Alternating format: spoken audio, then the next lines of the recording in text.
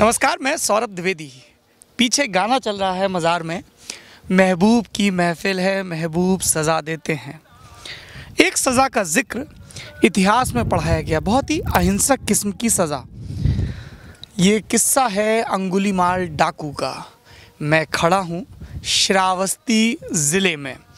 मेरे साथ एक साथी हैं मेरे, इनका नाम है माता प्रसाद वर्मा। माता प्रसाद जी पार्ट टाइम पत्रकार हैं और फुल टाइम गाइड हैं। तो माता प्रसाद जी जैसे हम लोग आए तो ये इनके पीछे अंगुलीमाल की गुफा है, ऐसा हमें बताया गया। लेकिन माता प्रसाद जी ने कुछ और ही कहानी सुनाई और कहानी हमें इतनी दिलचस्प लगी कि लगा आप तक पहुंचाई जानी चाहिए। बताइए साहब, इसको सब लोग अंगुलीमाल की गुफा कहते हैं, आप कह रहे हैं गुफा नहीं है, तो क्या है? और हम लोग चलते भी जाएं ताकि गुफा भी दिखती रहे। जी बताइए। जी, इसे अंगुलीमाल गुफा के नाम से जाना जाता है, मगर ऐसा नहीं है। इसलिए ऐसा नहीं है कि ये जो अंगुलीमाल गुफा है, इसके ठीक सामने मात्र 50 मीटर की दूरी पर श्रावस्ती नगर का सबसे अमीर व्यक्ति सुदत्त सेठ रहता था। तो रजत वो दिखाइए, वो सुदत्त सेठ की कोठी के अवशेष हैं, है ना? जी, सुदत्त सेठ के कोठी के अवशेष हैं। तो ऐसे में ये कहना बड़ा मुश्किल हो रहा है कि जहाँ पर एक तरफ नगर का सबसे अमीर आदमी रहता हो, उसके ठीक सामने 50 मीटर से भी कम की दूरी पर एक डाकू रहता है। तो बिल्कुल सही कह रहे हैं, ठीक कह रहे हैं। अच्छा, ये क्या है फिर? ये है क्या? ये अंगुलीमाल स्तूपा है। अच्छा जी, अंगुलीमाल स्तूपा है। अंगुलीमाल के देहावसान के बाद में उसके राख के ऊपर बनाया हुआ ये इमारत है। अच्छा। जिसे अंगुलीमाल स्तूपा ना कह के लोग आज अंगुलीमाल गुफा के नाम से जानते हैं। अच्छा, ये स्तूप है जी। ये गुफा है, अगर आप कैमरे से दिखा पाए तो गुफा का दूसरा सिरा, रोशनी दिखेगी तो समझ में आ जाएगा कि गुफा का है। आप आगे बढ़ के बैठ जाइए रजत जी, आपके टखने मजबूत हैं, आप डहेंगे नहीं, गिरेंगे नहीं। अच्छा, ये इस पे ये लाल जो ये झंडियाँ बंधी हैं, इनकी क्या कहानी है? यहाँ पे जो विदेशी पर्यटक आते हैं वो लाल झंडियाँ बांध करके अपनी मन्नतें मांगते हैं और ऐसा माना जा रहा है कि इससे उनकी मन्नतें पूरी भी होती हैं। तो उन विदेशी पर्यटकों को ये पता है कि वो जहाँ मन्नत मांग रहे हैं उनको कथित तौर पे डाकू कहा जाता है? ये मैंने कथित इसलिए जोड़ा क्योंकि माता प्रसाद जी के हिसाब से अंगुलीमाल डाकू नहीं थे। क्या थे वो? जी, डाकू नहीं थे। डाकू का अंगुलीमाल के जितने भी इतिहास पढ़े गए हैं उसमें डाकू शब्द का कहीं इस्तेमाल नहीं हुआ है। उसमें बात ये उभर कर सामने आती है कि अंगुलीमाल गुरदक्षिणा चुकाने के लिए 1000 लोगों की हत्याएं की। तो हत्या का इतिहास मिलता है, लेकिन डकैती और चोरी का कोई इतिहास कातिल थे, डकैत नहीं थे। जी, पर ये कैसी गुरदक्षिणा थी जिसमें उन्हें 1000 लोगों को मारना था? जी, वो शिक्षा दीक्षा के बाद में उनके गुरु ने जो है अंगुलीमाल से गुरदक्षिणा के रूप में 1000 लोगों की हत्याएं करना ही अपने गुरदक्षिणा के रूप में मांग लिया। बड़े भाई छाकड़ गुरु थे। ये किस तरह की गुरदक्षिणा है कि 1000 लोगों को मार के लाओ? नहीं, इसमें ऐसा कहा जा रहा है कि अंगुलीमाल जिसका नाम अहिंसक हुआ करता था, तो अहिंसक अपने सहपाठियों में पढ़ने में सबसे तेज था, जिसके चलते उसके जो भी सहपाठी हैं अंगुलीमाल से जो है मतलब घृणा चिढ़ते थे। Jealous people. जी, द्वेष करते थे। तो उन लोगों ने अपने गुरु से गुरु माता के प्रति कुछ उल्टा सीधा आरोप लगाए, जिससे गुरुजी चिढ़ करके कुछ ऐसा सोचा कि हम इसको सजा ना दे करके कुछ ऐसा गुरदक्षिणा के रूप में मांग लें जिससे कि अहिंसक खुद मारा जाए। तो इसीलिए गुरुजी ने जो है अहिंसक से यानी अंगुलीमाल से 1000 लोगों की हत्या करने के लिए ही गुरदक्षिणा मांगी। उन्होंने 1000 लोगों की हत्या की?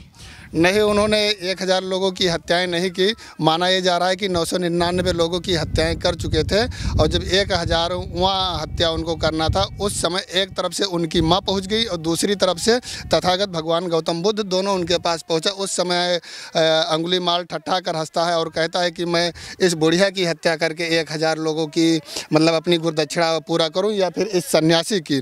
तो तथागत भगवान बुद्ध कहते हैं कि नहीं, बुढ़िया को मारने से क्या मिलेगा, तुम हमारी ही हत्या करके अपना गुरदक्षिणा चुका लो। फिर इसके बाद में जो है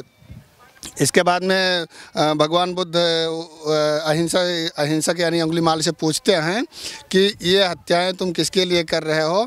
क्या एक व्यक्ति को सुखी करने के लिए 1000 लोगों को दुखी करके तुम गुरदक्षिणा चुकाना उचित समझते हो? सही लॉजिक है। हाँ, फिर यहीं से अंगुलीमाल का जो है अंगुलीमाल कहता है कि प्रभु हमसे गलती हुई और हमने ये बात अभी तक सोच नहीं पाई।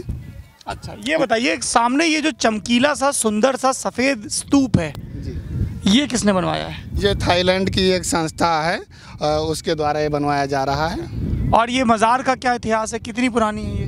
इस मज़ार के बारे में कितना पुराना इतिहास है ये तो नहीं बताया जा सकता है, लेकिन 10-5 साल से यहाँ पे जो है एक विशेष समुदाय के द्वारा जो है मेला लगवाया जाता है और वहाँ पर तमाम लोग मन्नतें मांगते हैं। क्या विशेष समुदाय कह रहे हैं? हमें लगता था कि मज़ार में सब तरह के लोग आते हैं। खैर, सियासी हो जाएगा मामला। ये इन टीलों की आप कहानी सुना रहे थे जहाँ पे वो गाय कुत्ते घूम रहे हैं, क्या कहानी है? जी, ये टीला जब श्रावस्ती प्राचीन नगर था तो उस समय इस टीले को चारों तरफ से श्रावस्ती नगर के चारों तरफ टीला बना करके श्रावस्ती की सुरक्षा के लिए बनाया गया था, जिससे कि अगर कोई बाहरी राजा हमारे ऊपर आक्रमण करे तो हमारे सैनिक उसका माकूल जवाब दे सकें। और एक नदी भी बता रहे थे आपको, जहाँ पाट दिख रहे हैं जो आगे वो गाँव वाले बैठे हुए हैं, वहाँ पे पुलिया भी है। जी, ये जो पुलिया नदी का पार्ट दिख रहा है ये पुरानी अचिरावती नदी का है, जो आज राप्ती नदी के नाम से जानी जाती है। फिलहाल ये पुरानी नदी के अवशेष हैं। जो इस समय मौजूदा राप्ती नदी है वो यहाँ से करीब 1 किलोमीटर दूर बह रही है। पार्ट आगे बढ़ गया। अच्छा, और ये सेठ जी की क्या कहानी है? हम लोगों ने राजाओं का इतिहास सुना, संतों का इतिहास सुना, ये बुद्ध काल के सेठ का मेरे लिए बड़ी नई जानकारी। क्या है इतिहास इन सेठ जी का? ये श्रावस्ती में सुदत्त सेठ नाम का एक बहुत बड़ा व्यापारी रहता था, जिसका कारोबार काफ़ी दूर तक फैला हुआ था। अंबानी थे अपने टाइम के, अंबानी अडानी थे। अगर अंबानी अडानी से भी बढ़कर कोई उपाधि दी जाए तो गलत नहीं होगा। अच्छा। जिसकी ससुराल भूल गए, कोई बात नहीं, ससुराल नहीं, आगे बताइए कहानी। नहीं, जो अपनी ससुराल गए हुए थे राजगृह में, और वहीं पर उनको ये पता चला कि यहाँ पर एक बहुत बड़े महात्मा जी आए हैं, उपदेश देने वाले हैं, तो इन्होंने अपनी सासू माँ के साथ वहाँ राजगृह भी चले गए उपदेश सुनने के लिए। और तथागत भगवान बुद्ध का उपदेश सुन करके सुदत्त सेठ इतना भाव विभोर हो गए कि वो वहीं पर भगवान बुद्ध को श्रावस्ती आने का निमंत्रण दे देते हैं। लेकिन उस समय भगवान बुद्ध ज्ञान प्राप्ति के 3रे वर्ष में ज्ञान उपदेश दे रहे थे। इसके बाद में भगवान बुद्ध सबसे पहले यहाँ 14वें। मैं 1 सेकंड आपको रुकूंगा, बार बार भगवान बुद्ध का जिक्र हो रहा है। वो स्तूप है उनका, सेठ का क्या है, घर है, और वहाँ पे आपको भगवा रंग चमकता नज़र आ रहा होगा। भगवा रंग के राजनीति में कुछ मायने हो गए हैं। सन्यासियों का, आग का, पवित्रता का, निर्मोही होने का रंग है भगवा। और एक भगवा साधु वहाँ ऊपर बैठे हुए हैं प्रस्तर खंडों पर, सेल्फी भी खींच रहे थे। और कई अलग अलग देशों के पर्यटक आए हुए हैं। बता रहे थे माता प्रसाद जी कि 42 देशों के पर्यटक आते हैं यहाँ पे। ये बड़ा सुंदर दृश्य लग रहा है। आप लोगों को तो कैमरा देख के लालच होता होगा कि रजत जी कि वीडियो रोक के मैं एक स्टिल बना लूँ, फ़ोटो बना लूँ। पूरा धूसर है, स्लेटी है, हरा है, भूरा है, और उसके बीच में शिखा की तरह, अग्नि शिखा की तरह दहकता लहकता भगवा लाल। जी, तो आप सेठ की कहानी बता रहे थे बुद्ध की। ये बताइए, भगवान बुद्ध यहाँ पर, गौतम बुद्ध, तथागत बुद्ध, भगवान बुद्ध कब आते थे, कब रहते थे, क्या इतिहास है उसका? तथागत भगवान बुद्ध यहाँ पर साल के 4 महीने वर्षा के बिताने के लिए आते थे। उन्होंने ज्ञान प्राप्ति के बाद में 45 साल तक जीवित रहे हैं, जिसमें से 45 साल में से वो 25 साल श्रावस्ती में ही बिताए हैं। पूरा 25 साल नहीं, लेकिन 25 साल के जो वर्षावास हुए हैं, 4 महीने बरसात के, वो श्रावस्ती में ही बिताए हैं। इन 25 वर्षावास में से उन्होंने 19 वर्षावास जैतौन बिहार में तथा 6 वर्षावास पूर्वाराम में बिताए हैं। और ये दोनों ही जगह हैं इसी ज़िले में, यहाँ से पास पास हैं। बस दोनों के बीच की दूरी बामुश्किल 1-1.5 किलोमीटर के अंतराल में है। मतलब हम लोग सेफली ये कह सकते हैं कि सिद्धार्थ जब बुद्ध हो गए तो ये इनका लगभग परमानेंट घर था। मतलब आज की सरकार अगर इनका आधार कार्ड या राशन कार्ड बनवाना चाहे और आप ऑफेंड ना हो जो मानते हो उनको, क्योंकि बुद्ध तो अहिंसक हैं, तो आपको किसी भी वैचारिक किस्म की हिंसा नहीं करनी चाहिए। तो ये उनका चूँकि 4 महीने घर था, बाकी 8 महीने घूमते थे। जी, 8 महीने, और वो धर्म प्रचार के लिए अलग अलग जगहों पर जाया करते थे, उपदेश दिया करते थे, अपना धर्म प्रचार किया करते थे। तो यहाँ पे पर्यटकों के अलावा और कौन किस तरह के लोग आते हैं? मतलब आसपास के लोग भी आते हैं, विदेशी आते हैं, क्या आते हैं? नहीं, यहाँ पर विदेशी पर्यटकों की संख्या सबसे ज़्यादा है। बाकी लोकल स्तर पे बौद्ध धर्म को मानने वाले बहुत कम हैं। बाकी इसलिए यहाँ पर सबसे ज़्यादा संख्या विदेशी पर्यटकों की होती है। और ऐसे लोग नहीं आते जैसे हमने इन ऐतिहासिक जगहों पे देखा है, प्रेमी जोड़े, स्टूडेंट बंक करके, इस तरह के लोगों की भी बड़ी फेवरेट जगह होती है? नहीं, विद्यालय से शैक्षणिक भ्रमण के लिए लोग आते हैं, लेकिन जो प्रेमी युगल आप कहे वो। आप शर्मा क्यों गए प्रेमी युगल सुनते ही इतना? नहीं, चूंकि ये धार्मिक महत्व है इसलिए यहाँ पर तो धर्म में प्रेम की जगह नहीं है? नहीं, प्रेम की जगह है लेकिन थोड़ा ये अश्लीलता से जोड़ा जाता है। अरे नहीं नहीं, प्रेम का अश्लीलता से, देखिए अश्लीलता तो आदमी कहीं भी कर सकता है। अगर कोई यहाँ पे दो दोस्त आ रहे हैं या और कोई लोग आ रहे हैं तो उसमें गलत क्या है? वो बैठे हैं, बात कर रहे हैं, घूम रहे हैं। नहीं, वो तो सही है। चलिए खैर, पत्रकारों की क्लास नहीं लगानी चाहिए। बहुत ही खूबसूरत है, आपको श्रावस्ती आना चाहिए। हम लोग अक्सर अपनी बकेट लिस्ट बनाते हैं जिसमें हम उन जगहों के नाम दर्ज करते हैं जहां पर हमें जाना है। किसी को स्विट्ज़रलैंड जाना है, किसी को कहीं, वहाँ भी जाइए। पर अपने देश में इतनी कमाल की जगहें हैं, उनको मत छोड़िए। वो भी आपकी बकेट लिस्ट में एकदम टॉप होनी चाहिए, जैसे आपकी रीडिंग लिस्ट में लल्लन टॉप होना चाहिए। माता प्रसाद जी अभी हमारे साथ हैं, इनसे भगवान बुद्ध से, तथागत बुद्ध से जुड़ी और कहानियाँ सुनेंगे और स्थल देखेंगे। फिलहाल मैं साइन आउट करता हूं। मेरा नाम सौरभ द्विवेदी, कैमरे के पीछे रजत सेन, हमारे साथ अमित भी हैं और thelallanTop.com और फेसबुक चुनाव की टीम निकली हुई है उत्तर प्रदेश के चुनावों की कवरेज के लिए।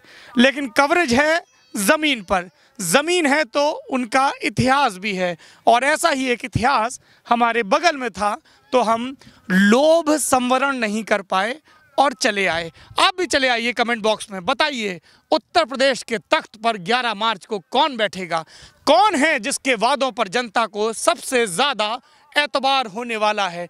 क्या है रुझान आपके ज़िले का, आपकी विधानसभा का? और लगातार ग्राउंड रिपोर्ट भी पढ़ते रहिए, क्योंकि हम आपको सिर्फ जाति समीकरण नहीं बता रहे हैं, सिर्फ ये नहीं बता रहे हैं कि पिछली मर्तबा कौन जीता था, कौन हारा था। नेताओं से जुड़ी किंवदंतियाँ, किस्से, मिथक, उनके ऊपर लगे करप्शन के इल्ज़ाम, हर वो बात जो नेता आपसे छिपाना चाहते हैं, हम आप तक पहुंचाने की कोशिश कर रहे हैं। हमारी कोशिशें कितनी कामयाब हो रही हैं, आप तय करिए। शुक्रिया।